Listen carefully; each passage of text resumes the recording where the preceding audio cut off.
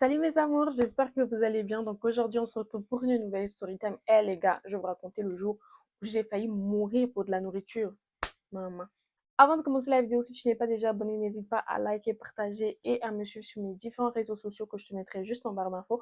En ce moment, je suis beaucoup active sur Snap et sur TikTok. Franchement, c'est les réseaux où je suis le plus là-bas. Donc si tu veux me suivre là et si tu veux voir mes recettes, c'est là-bas. Donc les gars, on va commencer la story time.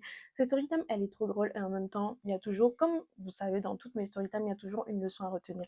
Donc là, écoutez bien, écoutez très bien. Donc c'était un bon dimanche matin, comme ça, on se lève. Si vous avez suivi mes anciennes story time, je vous disais que quand je suis venue à Paris en attendant de trouver mon alternance, je vivais chez Manu. Donc j'étais chez Manu comme ça. Manu, elle me dit oui, il y a une pote à moi et tout, elle m'a proposé d'aller, c'est pas un pique-nique, mais vous savez, des fois le dimanche et tout, ils font des petits repas là dehors, il y a des gens et tout. Bon, bref, c'était genre une petite communauté de Camerounais et tout. Ils faisaient un petit barbecue dehors, mais là c'était poisson braisé, brochette et tout. Et moi j'adore le poisson braisé, j'adore manger. Dès qu'il y a nourriture dans une phrase où on dit on part, moi j'y vais. Dès qu'il y a nourriture dans une phrase où on dit on y va, moi j'y vais. Donc, elle me dit oui et tout, on va aller manger le poisson à la braise et tout, nanana. Viens, on part. J'ai dit, yeah, maman, pas deux fois d'elle. Du coup, on se prépare et tout, on s'était fait belle et tout, nanana. Et pour ceux qui habitent en Île-de-France, c'était loin, c'était à 1h30. Moi, je ne savais pas encore. Elle m'avait juste dit, ah, c'est là-bas et tout, c'est pas loin, c'est à 1 heure. En général, 1 heure, ça va. Donc, on s'était dit qu'on allait prendre la voiture et tout, la voiture de la mère à Manu. Faut savoir que sa mère, elle a une voiture automatique. Et moi, de base, ma voiture, c'est une manuelle. Mais je la conduisais de temps en temps. Donc, j'avais déjà un peu la main dessus et tout. Enfin, de toute façon, les automatiques, c'est pas très compliqué. Donc, on se prépare, on se fait belle et tout. Si j'ai encore des photos de ce jour-là, j'essaierai de vous les mettre quelque part. Si j'ai encore, hein. Mais je crois que j'avais fait des snaps. Si j'ai les snaps, je vous les mettrai. Plus les snaps, je crois que je les ai. Du coup, ce jour-là et tout, on se prépare et tout, on se fait belle et tout, etc. Franchement, on était mignonnes. On était mignonnes. Si j'ai des photos, je vous mettrai. On était mignonnes.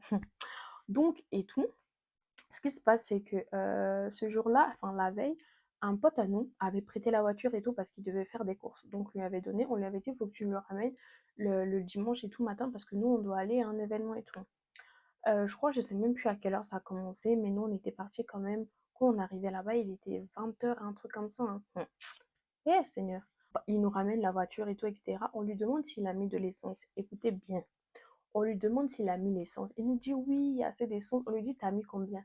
Il nous dit, vous inquiétez pas, allez-y, l'essence que j'ai mis, ce sera assez pour faire tout le trajet.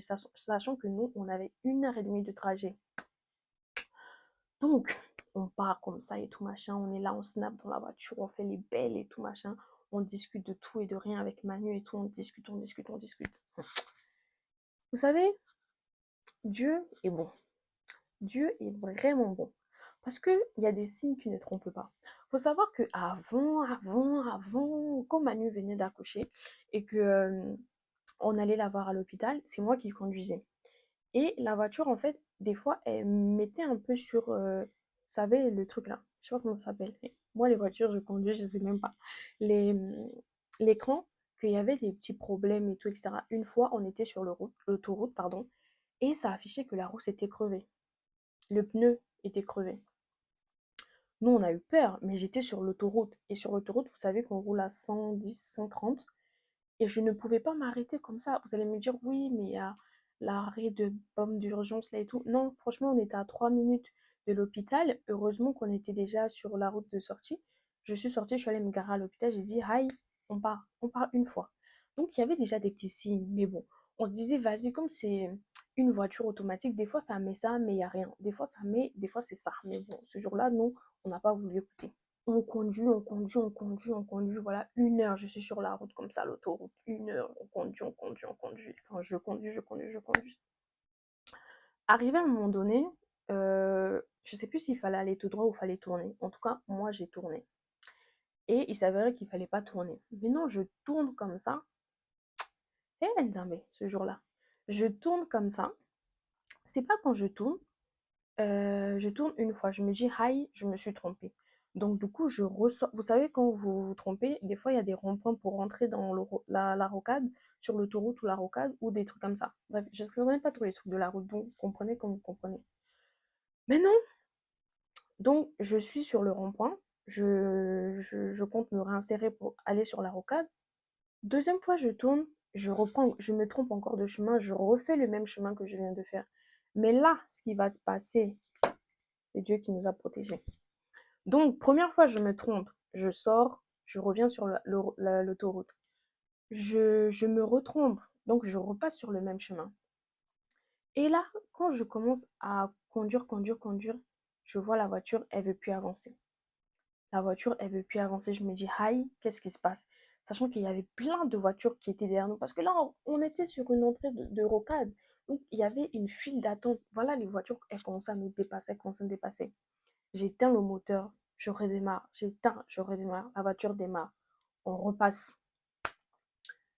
Et je sais pas pourquoi, avec le stress et tout, quand on se remet sur l'autoroute comme ça et tout, je me trompe encore. Je vous jure que c'est Dieu. Parce que ça, là, si c'était pas Dieu, je sais pas comment une personne, tu te trompes 3 fois, tu fais encore la même erreur. Je me trompe. Donc, quand je me trompe là, je repars encore sur le chemin ou sur l'autoroute. Enfin, aïe, le rond-point là. Aïe, sur le rond-point là. Quand je repars sur le rond-point là, Seigneur Jésus, je démarre comme ça la voiture ne démarre pas. En fait, c'est même pas ça, hein, c'est que la voiture, elle s'est arrêtée d'un coup, comme ça. À peine la troisième ou quatrième fois que je me suis trompée là. Donc, on est là, pour encore une fois se réinsérer sur l'autoroute. La voiture s'arrête d'un coup. Genre, j'arrivais plus à manier quoi que ce soit. J'ai appuyé sur le frein, la voiture, elle voulait pas freiner. Je essayais de... Il n'y avait rien qui se passait. Il n'y avait rien du tout qui se passait, les gars. Il n'y avait rien du tout qui se passait. Je redémarre la voiture. Quand je mets la clé, je fais drum, ça fait drum, ça s'éteint. Ça fait drum, ça s'éteint. Ça fait drum, ça s'éteint. Aïe. Et moi, j'étais tellement stressée parce qu'il y avait plein de voitures derrière nous qui voulaient s'insérer sur la rocade et tout. J'avais peur, j'avais peur. J'étais là en mode, aïe, qu'est-ce qui se passe, qu'est-ce qui se passe, qu'est-ce qui se passe? Les gens, ils sont mauvais, hein. Les gens, ils sont mauvais. C'est pas les gens, ils voyaient qu'on était en galère, qu'il y avait sûrement un problème parce que les gens, ils vont, enfin, je me dis, on va pas être là à s'arrêter en pleine route pour rien. Ça veut dire que la voiture a un problème.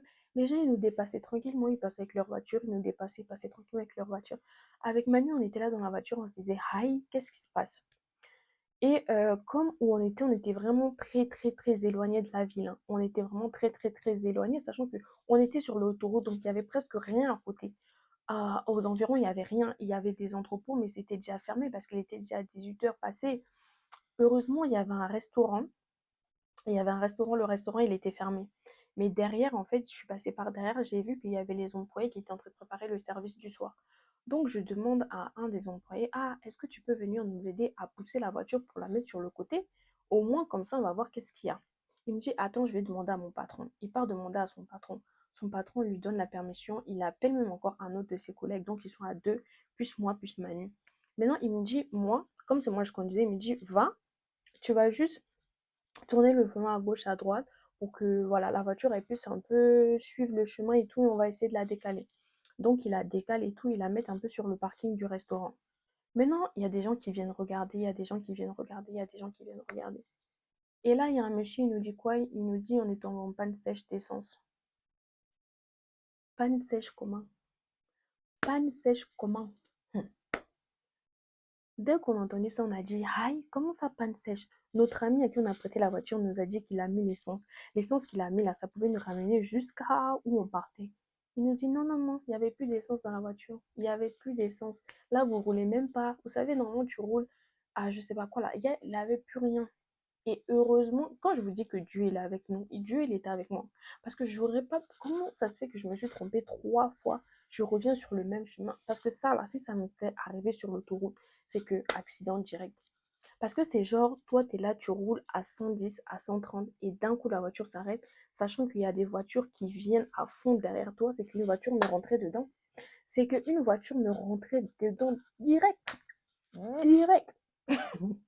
Donc nous, on appelle notre pote comme ça, énervé, on dit, ouais, pourquoi tu nous as menti que tu as mis l'essence? Là, on est tombé en panne sèche d'essence, on a failli faire un accident, on est sur la route, il y a personne pour nous aider et tout, non, non, non. Aïe. Heureusement, il y avait un ami à Manu. Il est parti, je sais pas où, parce qu'on était loin, on était quand même à 1 heure, hein, à 1 heure de... Parce que le truc, c'était à, je sais pas si c'était à Saint-Denis ou où, Mais ouais, c'était à Saint-Denis, mais Saint-Denis, je sais pas où. Mais c'était à 1 heure. Donc, où nous on était là, le gars, il était loin. Il était quand même à. Le gars, il était à peut-être 30 minutes en voiture. Donc, c'était vraiment lui le plus proche. On a appelé la mère à Manu, mais la mère à Manu, elle n'était pas là. Elle était au Cameroun. Elle allait faire quoi? Rien. On l'a seulement appelé pour dire que, aïe, voilà ce qui s'est passé avec la voiture et tout, nanana. Donc, en attendant que la mère à Manu vienne nous ravitailler d'essence, moi, je me suis dit, hi Manu, vu qu'on est en galère, j'avais pris mon appareil photo, j'ai dit, viens, on fait des photos. Viens, on fait des photos, comme ça, on va immortaliser Donc, moi, j'ai soulevé mon trépied, j'ai pris mon appareil photo, on a commencé à faire des photos. Je vous mettrai les photos si je retrouve. On a commencé à faire des photos. Hi, on allait faire quoi? Il y avait personne. On était sur un air, c'était même pas une aire de repos, c'était un parking de restaurant qui n'était même pas ouvert. Il y avait personne, les voitures, elles circulaient, elles voyaient deux jeunes filles bien habillées, sapées comme ça, avec une voiture qui est là. Ils ne font rien. Ils ne font rien. Donc, on a commencé à faire des photos, on fait des photos jusqu'à l'ami à Manu en question est venu avec un bidon d'essence. Il nous a mis l'essence. Moi, Manu était allé le voir pour qu'il mette l'essence. Moi, je continue à taper mes photos. Et après, Manu me dit, ah, viens. Donc, nous, on est là. Je suis partie, il a mis l'essence. Comme c'est moi qui conduisais, j'ai repris la route. Et du coup, on est quand même. Il a mis l'essence, mais l'essence qu'il a mis, c'était pas suffisant. Il fallait qu'on en remette. Du coup, on a conduit jusqu'à une station essence. Et on a vraiment fait le plein pour qu'en fait, on puisse faire l'aller-retour. Et on est parti du coup jusqu'à. Je crois qu'on est arrivé, il était quelle heure? Il était à presque 21 h. Hein. Il était à presque. Un trajet qui devait nous faire 1 h 30. Parce qu'il faut savoir qu'on est resté quand même bloqué pendant près de 2 heures. Hein. Ouais, pendant près de 2 heures. On arrive comme ça là. Heureusement que le poisson là était bon. Heureusement que le poisson brésil a été bon. Hein, parce que sinon, ça a même fait qu'on n'a même pas duré. Parce que finalement, on a mangé. Et après, on est directement rentré parce qu'il commençait à faire tard. Et moi, j'aime pas conduire la nuit. Je sais pas pourquoi. Moi, déjà, je suis myope. Et j'avais pas mes lunettes. Et la nuit, je ne peux pas conduire. Là, parce que j'ai pas une vision de loin. Je vois pas de loin. Donc, on a mangé. On a bien mangé. C'était très, très, très bon. La tata qui avait braisé le poisson, elle avait très, très, très bien braisé ça. On a rigolé un peu. On arrivait un peu comme les stars. Parce qu'on arrivait en dernière. Tout le monde nous regardait et tout machin. On a dit, hi, laissez. Parce que affaire de voiture, là, laissez. Donc, voilà pour la petite histoire. Tout ça pour vous dire la morale de cette histoire. Vérifiez toujours vos véhicules avant de prendre la route. Vérifiez toujours que tout va bien dans votre voiture avant de prendre la route. Vérifiez toujours que tout va bien avant de prendre la route. Parce que moi, j'ai eu la chance, Dieu soit loué, il a été. Quand je dis que marcher avec Dieu, c'est quelque chose. Marcher avec Dieu, c'est quelque chose. Parce que même quand tu es dans une situation où ta vie en péril, il va toujours essayer de trouver quelque chose pour t'éviter le pire. Et je vous jure que là, ce qui nous avait sauvés, c'est qu'on s'est trompé à plusieurs reprises et que la voiture, elle a calé là où ça a calé là. Et que ça n'a pas calé sur l'autoroute. Je vous jure. Et que ça n'a pas calé sur l'autoroute. Et on est arrivé sain et sauf. Et franchement, vérifiez toujours votre voiture. Même si quelqu'un, surtout si vous avez prêté la voiture à quelqu'un et que la personne vous rassure, vous dit oui, t'inquiète, j'ai fait ci, ça, c'est. Vérifiez toujours votre voiture. Parce qu'il faut savoir que quand quelqu'un prend ta voiture, il la règle toujours à sa convenance. Donc, même que ce soit les rétros, les rétroviseurs, les machins, les roues, vérifiez toujours que tout va bien avant de prendre la route. Parce qu'on ne sait jamais, surtout si tu conduis la nuit. Parce qu'encore la journée, là encore, on a eu de la chance qu'on a trouvé quelqu'un. Et en plus, c'était un dimanche. Donc, il y avait des stations qui étaient fermées parce que normalement, ça ferme à midi le dimanche. Et heureusement que son ami, il était là. Franchement, c'était un bon samaritain. Il était là. Il allait nous chercher l'essence. Il est venu. Il a fait 30 minutes de route. Il est venu. Il est venu. En plus même de ça, il faut savoir qu'il a dû mettre, vous savez, les filets là, que tu accroches comme ça pour redémarrer le moteur. Il a dû faire ça aussi. Parce que la voiture était vraiment KO. KO. Oh, voiture des tatas. Là, on va rentrer dans des périodes de fin d'année. Le diable nous guette. Il essaye de regarder par le petit trou où il peut rentrer pour pouvoir prendre nos vies, nos âmes. Faites vraiment très, très, très attention. Soyez vraiment très, très, très attentifs. Et avant de sortir de chez vous, priez toujours. même si tu n'as pas envie de prier, dis au moins au nom du Père et du Fils et du Saint-Esprit, Seigneur, merci de m'avoir protégé cette nuit. Protège-moi pendant toute ma journée. Ne sors jamais de chez toi sans prier. Quand je vous dis que, je vous jure, des fois on entend des trucs comme ça, mais c'est réel. C'est réel. C'est vraiment réel, les gars. Faites vraiment très, très, très attention. Soyez toujours, voilà, priez toujours le matin avant de sortir. Ne sors jamais de chez toi sans avoir prié, sans avoir demandé la protection du Seigneur. Vraiment, c'est très, très, très important, les gars. En tout cas, j'espère que cette story time vous aura plu que voilà, si on a, vous avez déjà eu des accidents de voiture, n'hésitez pas à me le dire. Ça me rappelle aussi l'accident de voiture que j'avais eu avec ma mère. Celui-là encore, c'était même plus grave parce que là, vraiment, c'est la voiture qui avait eu un choc. Si vous voulez que je vous raconte ça aussi, n'hésitez pas à me dire en commentaire. En tout cas, likez, partagez, abonnez-vous et je vous fais des gros bisous.